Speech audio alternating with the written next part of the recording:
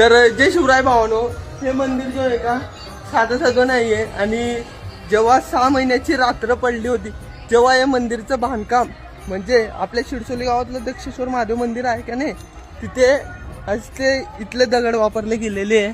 आणि हे काही साधं सुद्धा नाही आहे. म्हणजे तुम्ही विचार करा, आपण सुद्धा एक छोटूसा दगड नेऊ शकत नाही आणि त्या टायमाचे लोक इतके मोठे मोठे दगड कस काय उचलत होते. आणि साधे सुद्धा म्हणायचं गेलं की हे मंदिर मामूली नाही आहे. आणि हे मंदिर पण कुठे असं नाही, इथे आपण नवस पण करू शकता आणि इथे मागलेली गोष्ट कोणतीही जात नाही. आपल्या गावात दक्षेश्वर महादेव मंदिर आहे, म्हणजेच महाकाल भगवानचं मंदिर. ते मंदिर पण इथूनच बांधकाम केलंय जेव्हा 6 महिन्याची रात्र पडली होती.